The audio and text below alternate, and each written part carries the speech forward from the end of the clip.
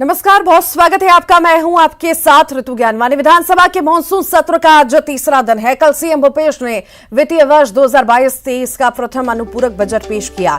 अनुपूरक बजट पर आज विधानसभा में चर्चा होगी। इसी के साथ ही सदन में बीजेपी के अविश्वास प्रस्ताव को स्वीकार कर लिया गया। अविश्वास प्रस्ताव पर 27 जुलाई को सदन में चर्चा होगी।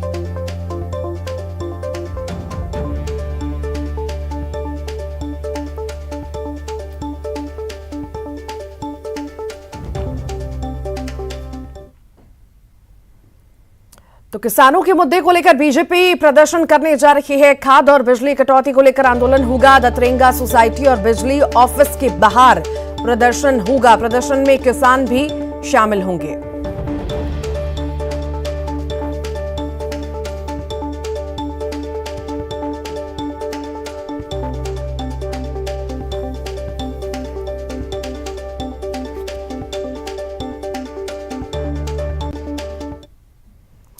दैनिक वेतनभोगी कर्मचारी संघ आज प्रदर्शन करेगी। स्थायी नौकरी की मांग को लेकर प्रदर्शन किया जाएगा। 5 दिनों का आंदोलन होगा। 5 लाख से ज्यादा अधिकारी कर्मचारी हड़ताल करेंगे। 72 से ज्यादा सरकारी विभाग में कामकाज प्रभावित होगा।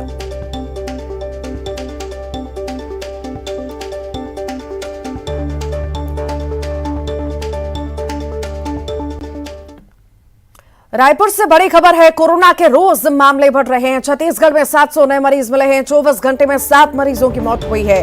पूरे प्रदेश में 3596 एक्टिव केस है। राजधानी रायपुर में 102 मरीज मिले हैं। दुर्ग 101, राजनांदगांव में 89, कोरबा में 68 केस मिले हैं।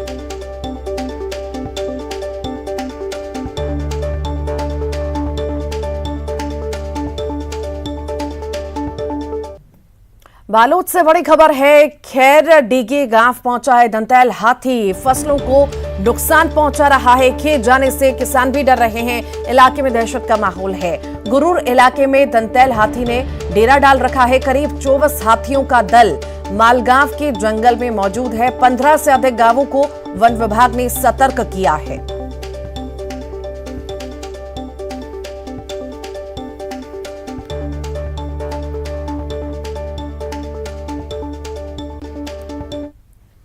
राष्ट्रपति चुनाव में एनडीए की उम्मीदवार द्रौपदी मुर्मू ने शानदार जीत हासिल की है। द्रौपदी मुर्मू की जीत पर मुख्यमंत्री भूपेश बघेल ने ट्वीट कर उन्हें बधाई दी। अपने ट्वीट में उन्होंने लिखा कि देश की 15वीं राष्ट्रपति चुने जाने पर श्रीमती द्रौपदी मुर्मू जी को छत्तीसगढ़ की जनता की ओर से बधाई एवं शुभकामनाएं। विश्वास है कि भारत गणराज्य के संवैधानिक संरक्षक के रूप में आपके हाथों में देश के नागरिकों के लोकतांत्रिक मूल्यों की रक्षा का गौरवशाली इतिहास सुरक्षित रहेगा।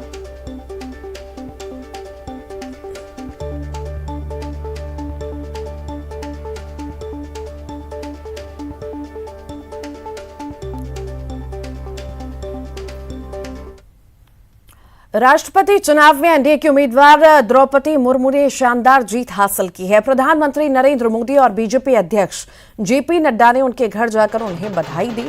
तो वहीं द्रौपदी मुर्मू की जीत पर छत्तीसगढ़ में खुशी की लहर है। द्रौपदी मुर्मू की जीत से उत्साहित बीजेपी ने रायपुर में जश्न मनाया। बीजेपी दफ्तर एकात्म परिसर में बीजेपी के बड़े नेता पहुंचे और ढोल नगाड़ों की थाप पर जमकर जश्न मनाया। जश्न में बीजेपी के कई बड़े नेता शामिल हुए। पूर्व मंत्री बृजमोहन अग्रवाल ने सभी को मिठाई खिलाकर मुंह मीठा कराया। तो वहीं बीजेपी के सभी बड़े नेता जय स्तंभ चौक पहुंचे और ढोल नगाड़ों की थाप पर जमकर झूमे। बीजेपी कार्यकर्ताओं ने आतिशबाजी भी की।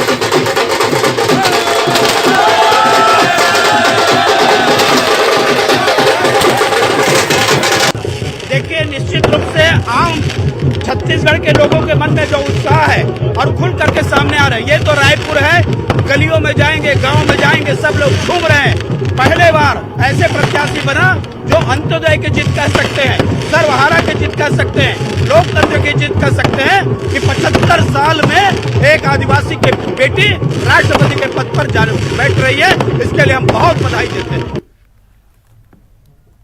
राष्ट्रपति चुनाव में एनडीए की उम्मीदवार द्रौपदी मुर्मू ने बड़ी जीत हासिल की है। तीसरे राउंड की काउंटिंग में ही उन्होंने 50% से अधिक वोट हासिल कर लिए। तीनों राउंड में द्रौपदी मुर्मू को 2161 वोट मिले और इसकी वैल्यू 5,77,777 है। तो वहीं विपक्षी दलों के उम्मीदवार यशवंत सिन्हा को 1058 वोट मिले और इसकी वैल्यू 2,61,062 है। इस चुनाव में विपक्षी खेमे को बड़ा झटका लगा है। 17 सांसदों ने मुर्मू के समर्थन में क्रॉस वोटिंग की, तो वहीं 113 विधायकों ने भी क्रॉस वोटिंग की। मध्य प्रदेश में 19 और छत्तीसगढ़ में 3 विधायकों ने क्रॉस वोटिंग की। असम सहित कई अन्य राज्यों में भी क्रॉस वोटिंग हुई है।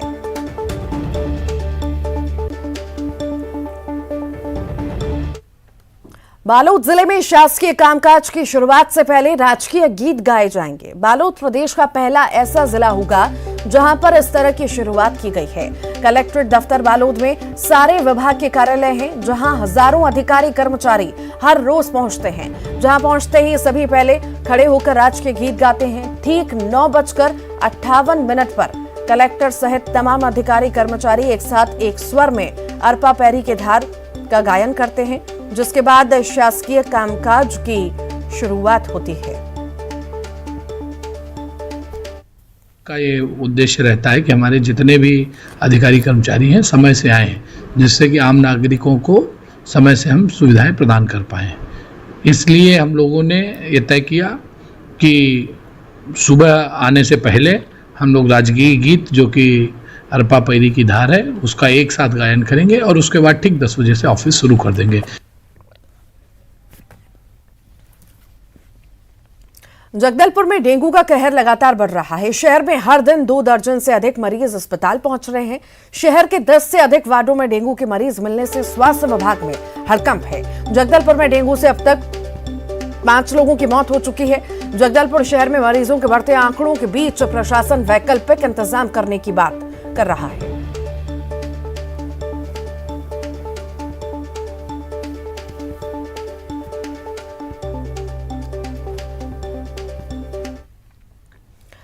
न्यायधानी बिलासपुर में सावन बरसने लगा है। करीब 4-5 दिनों से रुकी बारिश फिर से शुरू हो चुकी है। देर शाम बारिश का सिलसिला बिलासपुर में शुरू हुआ। बादलों की तेज गड़गड़ाहट के बीच बिलासपुर में जोरदार बारिश हो रही है। बारिश होने से लोगों को गर्मी से थोड़ी राहत भी मिली है।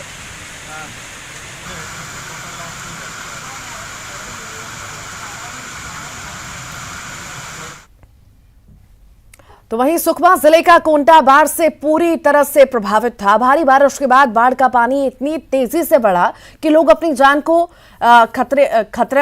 खतरा समझ रहे थे और घर छोड़कर निकल गए। अब यहां से बाढ़ का पानी उतर चुका है, जिसके बाद कोंडा इलाके में बाढ़ से हुई बर्बादी के निशान नजर आ रहे हैं। कई लोगों के घरों में रखा सारा सामान बर्बाद हो चुका है। लोग धीरे धीरे अपने घर लौट रहे हैं और घर में रखे बर्बादी के निशान देखकर परेशान हैं। से कोंटा बाढ़ प्रभावित था और इस वक्त मैं वार्ड क्रमांक 15 में हूं और ये घर पूरी तरह से बाढ़ में डूब चुका था। जैसा कि आप देख सकते हैं कि घर का जो निर्माण 1968 में हुआ था और इस घर में बताया जाता है कि पूरी तरह से घर जो है बाढ़ से प्रभावित था और पूरी तरह से घर डूब गया है। यहाँ पर देख सकते हैं किस तरह से घर में रखा हुआ सामान जो है पूरी तरह से बर्बाद हो गया है। यहाँ पर दुकान भी, एक छोटी सी किराने की दुकान थी, वो भी बर्बाद हो चुकी है और साथ ही साथ जो है घर का सामान जो है वो भी जो है बर्बाद हो चुका है, जैसा कि आप देख रहे हैं वीडियो में। और इस वक्त मेरे साथ में घर में रहने वाले एक युवक साथ में, उनसे जानते हैं कि क्या स्थिति है। क्या नाम है आपका? चैतन्य सर। चैतन्य। ये घर कब से यहाँ पर आप रहते हैं? हम लोग पिछले 20 साल से रहते हैं।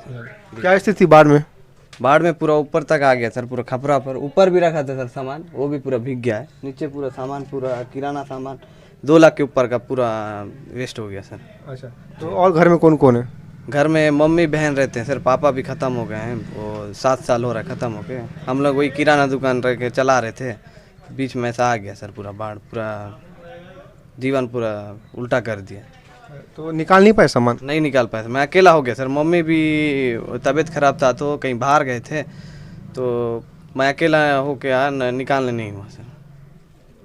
और भी सामग्री बर्बाद हुआ होगा? और हुआ है सर, पूरा अंदर का पूरा पलंग वलंग टेबल उबल पूरा गैस सामान, ये स्टोव भी पूरा ख़राब हो गया सर। और जैसा कि बता रहे थे कि सामग्री जो है पूरी तरह से बर्बाद हो गई है, कुछ भी नहीं बचा है। बाहर तो आके चली गई लेकिन पीछे जो है तबाही के निशान छोड़ गई है। सती चांडक, न्यूज़ 18 सुकमा। कवर्धा शहर में लोग ज्यादा बिजली बिल आने और बिजली कटौती से परेशान हैं। बारिश के मौसम में दिन हो या रात किसी भी समय बिना किसी सूचना के घंटों बिजली काट दी जाती है। हल्की बारिश होने पर भी शहरी क्षेत्र में बिजली बंद कर दी जाती है, जिसको लेकर लोगों की बिजली विभाग के कार्यालय में आए दिन विवाद होता रहता है। और इसी सिलसिले में शहर के कुछ वार्डों के लोगों ने बिजली कार्यालय पहुंचकर अपनी शिकायत दर्ज कराई। 8,000 रुपये पटा रहे हैं भैया, 50 रुपया इस महीना में 10,300 भेजे है बिल। हाँ। उतना कन तो कमा नहीं सकन, तो कहाँ से अपन बाल बच्चल पोसबो कि ये बिजली बिले भले पटाबो भैया। पानी के बिजली की समस्या है सर। कबर 10 मिनट 5 मिनट समझ में आते हैं, आज 1 घंटा 1.5 घंटा 1.25 घंटा परेशान हो जाते हैं हम। अच्छा, पानी उन्हीं कैसे बंद होता है कि इसने बंद कर देते? नहीं, ऐसे बंद हो जाते हैं। कैलाश नगर वार्ड नंबर 3 में लगातार लाइट बंद हो रहा है, घंटों लाइट बंद रहता है। कैलाश नगर वासी बहुत ज़्यादा परेशान है। उस परेशानी को लेकर आज हम सभी विभाग में आए हुए हैं अपनी समस्या रखने के लिए, लेकिन यहाँ कोई अधिकारी नहीं है हमारी बात को सुनने के लिए, ना कोई वो जवाब दे रहे हैं। राजनांदगांव जिले के डोंगरगढ़ थाना में पुलिस को एक नाबालिग लड़की का शव बरामद हुआ। ढारा गांव से घोटिया जाने वाले मार्ग पर डैम के पास पुलिस को यह शव मिला है, जिसकी सूचना मिलते ही एसपी डोंगरगढ़ फॉरेंसिक टीम के साथ घटनास्थल पर पहुंचे और मामले की जांच को शुरू किया। बताया जा रहा है कि लड़की 19 जुलाई से लापता थी। परिजनों ने थाने में गुमशुदगी की रिपोर्ट भी दर्ज कराई थी। पोस्टमार्टम रिपोर्ट आने के बाद मामला सुलझेगा। फिलहाल जांच जारी है। कर रहे हैं और प्रथम दृष्टया इसमें घटनाकारी होना पाया जा रहा है और इसमें एक टीम गठित किए हैं एडिशनल एसपी डोंगरगढ़ के नेतृत्व में। उस टीम में हमारी साइबर टीम, हमारी एफएसएल की टीम और थाना डोंगरगढ़ की टीम इसमें लगातार इसमें अनुसंधान करेंगे और हमारी कोशिश रहेगी कि हम इसमें हर पहलू पे हम इसकी जांच करें और इस अपराध में जो भी संलिप्त हो उसको हम जल्द से जल्द पुलिस। शराब में धुत होकर कई शिक्षकों के स्कूल में हंगामा करने की खबरें आती रहती हैं, लेकिन क्या आपने महिला शिक्षिका को नशे में धुत होकर स्कूल में सोते देखा है? ऐसा ही मामला जशपुर के एक सरकारी स्कूल से सामने आया। महिला शिक्षकों के शराब के नशे में धुत होने की सूचना मिलते ही BEO MZU Siddiqui Tikaitganj primary school पहुंचे, जहां उन्होंने क्लासरूम में शराब के नशे में बेसुध पड़ी शिक्षिका जगतपति भगत को देखा, जो बच्चों के सामने कुर्सी पर निडाल पड़ी थी। शिक्षिका को नशे की हालत में देख बीईओ ने तुरंत एएसपी को फोन कर महिला पुलिस बुलवाई और महिला शिक्षिका की मेडिकल जांच के लिए भेजा और शिक्षिका के खिलाफ कार्रवाई की बात कही। आए थे और जगपति भगत मैडम को नशे की हालत में देखे और फिर कार्रवाई कर रहे हैं। तो क्या हमेशा शराब के नशे में रहती हैं? अब रहती तो है। तो बच्चों को पढ़ाती हैं नहीं पढ़ाती? पढ़ाने को तो पढ़ाती हैं लेकिन अब नशे में रहती हैं। कोरबा जिले के पोड़ी बहार मोहल्ले में एक शख्स के बिस्तर पर सांप नजर आया, जिसके बाद वो आनन फानन में अपनी खाट छोड़कर वहां से भागा और स्नेक रेस्क्यू टीम को इसकी जानकारी दी। मामले की सूचना मिलते ही मौके पर पहुंचे रेस्क्यू विभाग की टीम ने सांप को रेस्क्यू किया और उसे सुरक्षित जंगल में छोड़ दिया।